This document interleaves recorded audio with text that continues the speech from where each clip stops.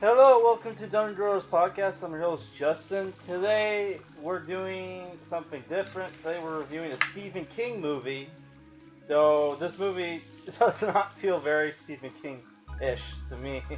But then again, most of the Stephen King movies I watch are like straight to DVD, like straight to video or like TV movies.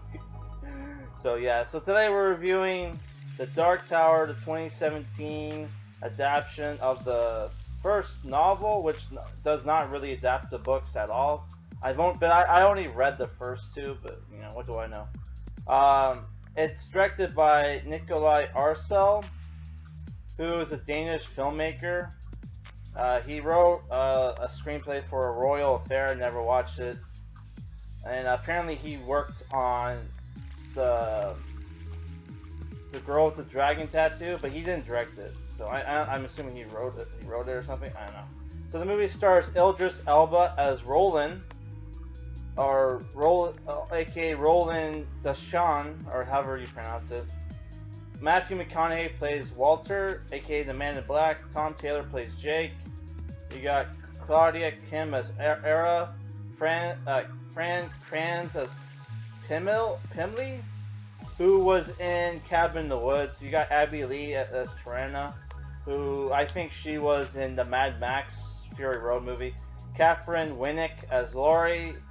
I think that's the Vikings girl. Jackie Earle Haley as Sire, who you'll know from Watchmen and movies where he played pedophiles. Like in what was it, Little Children, and like Nightmare on Elm Street remake.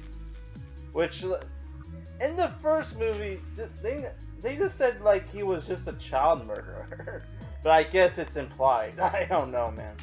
Hey, Dennis Haysbert as Steven, and the rest of the cast is like no names except for Jose Zuniga as Dr. Hotchkiss, which he was in one of my favorite films, The Way of the Gun.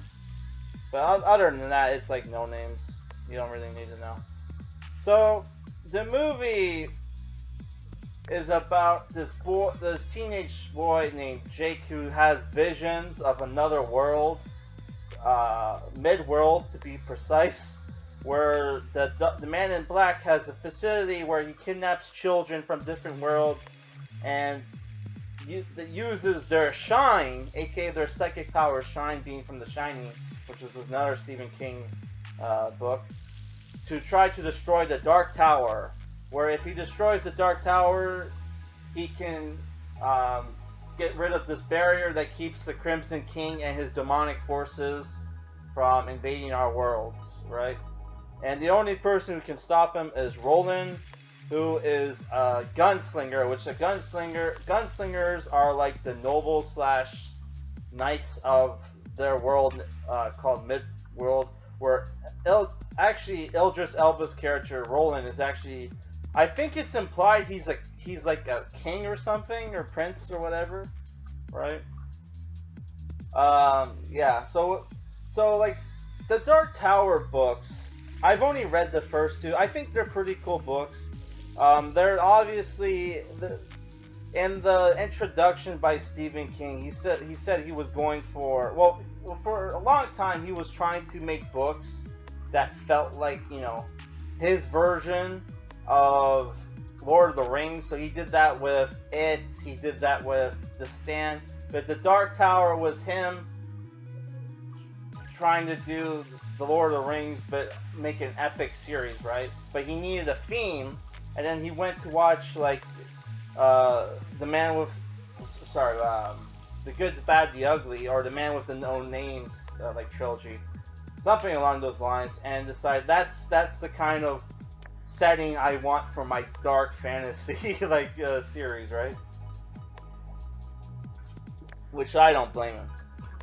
So what's going on in this movie? Like I said, Jake is having visions of another world.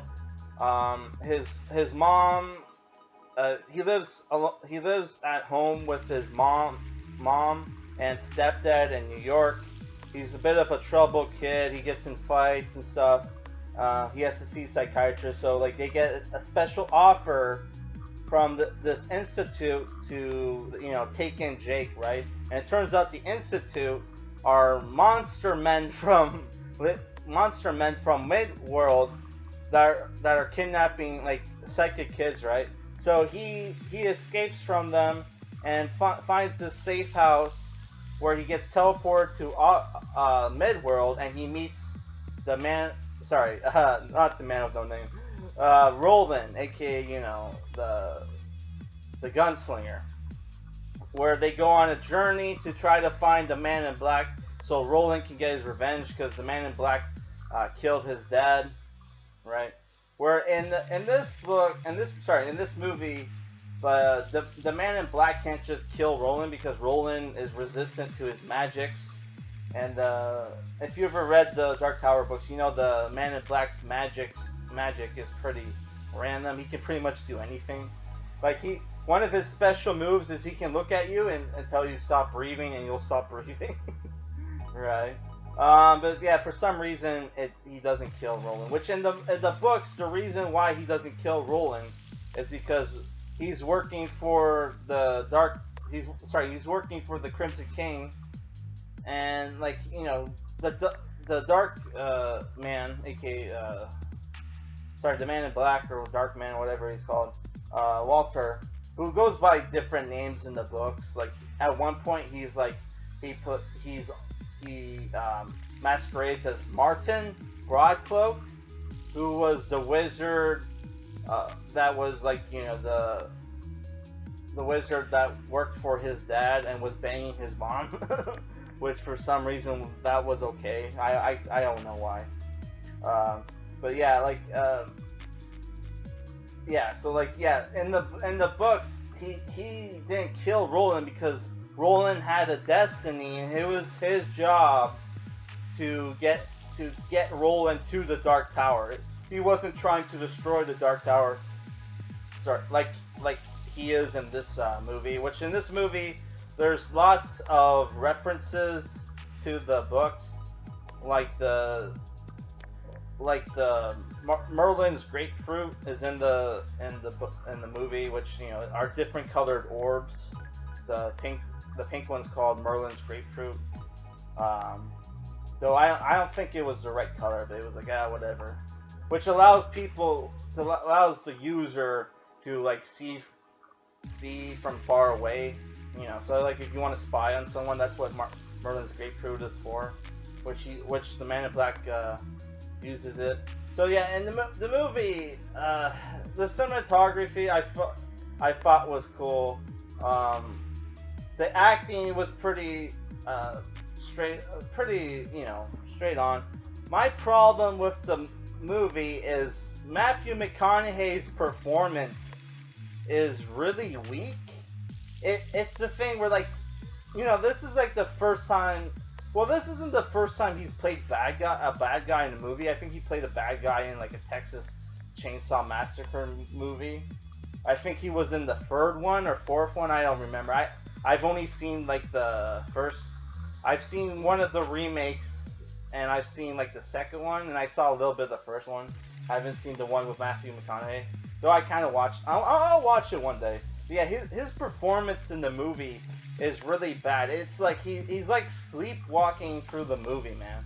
It's like I think it's the thing where like he comes off, if you ever watch interviews, he comes off like a really cool guy, a good guy. So I think he playing a villain in the movie. His heart wasn't really into it, and you know what? He would have probably been a better choice for Roland. Not that Idris Elba did a bad job. I thought he did a good job. I really liked his performance too. There's some like dry humor lines with him, where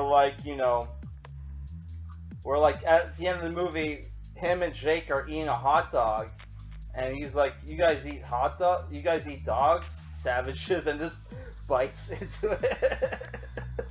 I thought that was a great line, or his way of delivering it was great.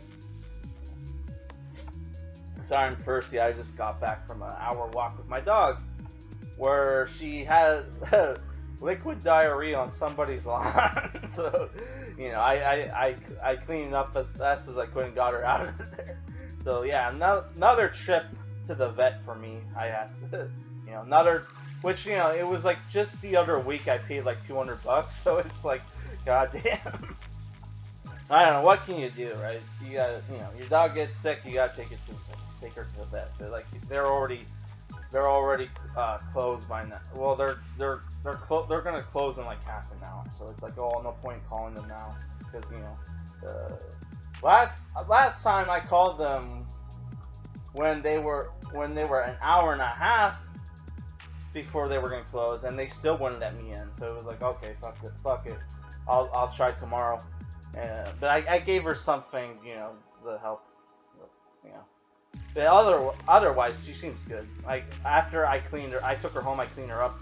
We went for like 45-minute walk. She was fine.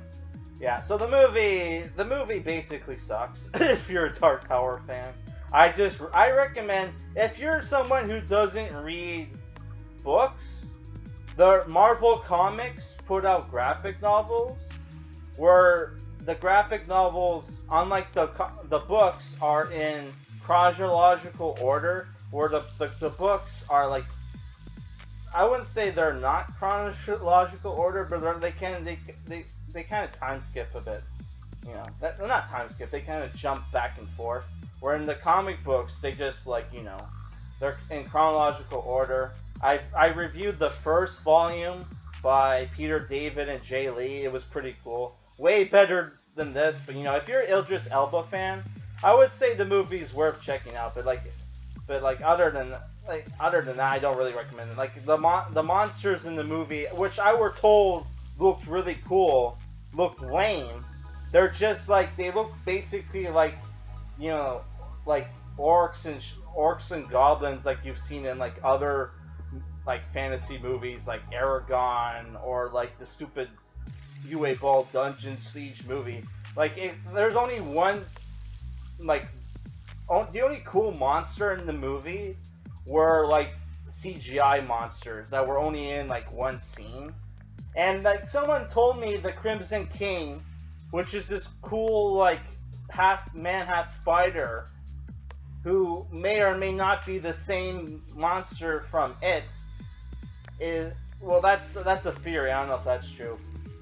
Had a cameo in the movie, and there is no cameo. The only if they meant by cameo, they meant there's there's a scene where on a wall you see spray painted in red, "All hail the Crimson King."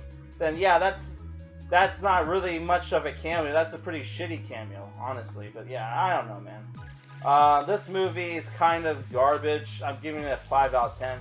Worth watching if you're fan of Idris Elba, but other than that, it's not really worth it, honestly. And it kind of sucks because they were supposed to make a TV series, and that I probably would have been better. But yeah, man, this movie sucks, man. Yeah, no joke. All right, guys, that's it.